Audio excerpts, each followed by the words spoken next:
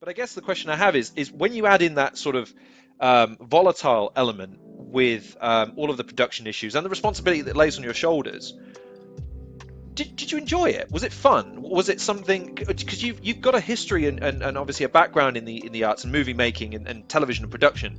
Is it joyful for you, or is it something that you see as a business and that you've got a particular talent for? Because you seem very good at sort of articulating yourself on camera, but you also seem to speak quite eloquently about the process of putting the thing together as a production.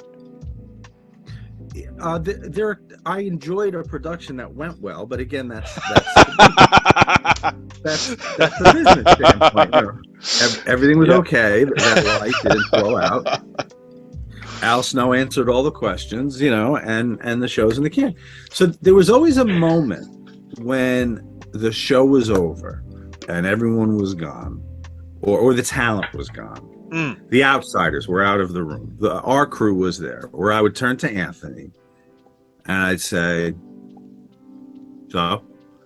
And he would say, best thing we've shot. Unbelievable. That part of that. Or he'd go, you got it. And I knew what that meant too. It meant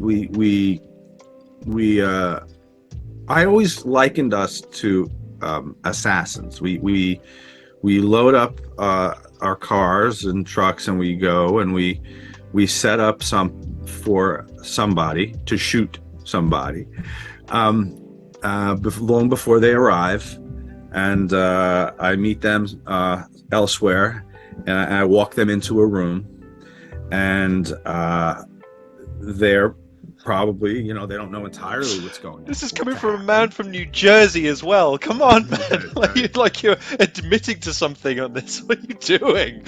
And we shoot the interview, and they're gone, and we pack up and we look at each other and we go, we got it. You know, we take the pulse. We go, okay, let's pack up. We'll go do the next one. So I've never heard that. The fun is in the and we get the hell out of Dodge too. You get the hell out of town before anyone goes, you know, that thing I said about okay. You pack the fucking thing up and you get the hell out of there. That's it. We got it. It's done. It's committed to that one-time tape. Then digital ones and those. Wow. I mean, I won't ask to name names or examples, but is that a common occurrence then? Because I mean, so as in again, the hit has been completed, but the body is still Joe Pesci, Robert De Niro, and Ray Liotta are hearing banging in the boot. Let's say is in the trunk still. Yeah. Sabu was still in one time. Sabu was in the trunk for a little too long. We did his U-shoot, which is our first time working with him. It was a great show. He was in good spirits and it was fun. And then months after it was released, I mean, the thing was out. I guess he'd said something about Kurt Angle, alluding to pills and Kurt Angle in some capacity. And then Sabu got hired to go over to TNA with him. So we were in preparation for Ring Roast 2, the roast of Terry Funk, and he was staying out in Pennsylvania, and so we wanted to run out there and get some promos. We just want to shoot some promos for the upcoming roast. So we ran over.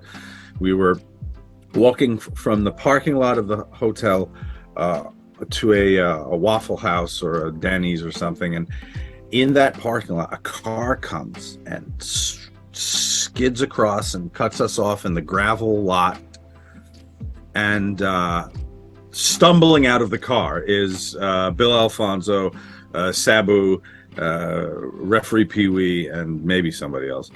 And so they all pile out and hey Terry, what's up? You know, said hi to Terry Funk and James, the promoter that was with us, and Sabu comes over to him. He goes, hey, you know, I was thinking about some of that shit that I said about Kurt Angle. Is it too late to cut that out? I said, Sabu, it's been out for 3 months. It's in everybody's DVD player. And he just went, All right, then. Well, fuck it. And he got back in the car, and then they left. So yeah, that was one time that I had to make an. He wanted me to make an edit. I've had people ask me to make edits. I think I also famously talk about Marty Jannetty wanting to do a do-over. He was saying of his Breaking Kayfabe, and you know, again, it's out, and it's I had to edit it to make it near coherent, because people are paying for this, and he wanted to redo that and go back and change things also. But you know, the thing is out. I never put anything in anyone's mouth.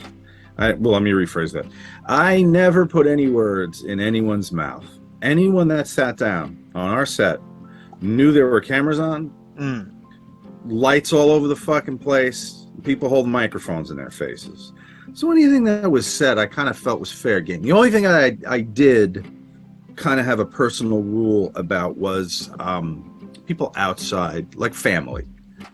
People, the wrestlers, anyone in wrestling signed up for this. So some guy on my set wants to talk about that you've got a 2-inch dick because he saw you in the locker room. Listen, you signed up for it. You're a professional wrestler, you're in public, and that's part of the fraternity. But someone's kids or someone's spouse or whatever, that stuff that I did cut out. Okay. And anything that would be of a legal issue. If somebody made a claim of some kind of criminal conduct that would have had to have been proven, obviously you can't air that. So we would cut that stuff out too. But anything else, you know, I asked the question, you can answer it or not, but if you answer it, it's getting released.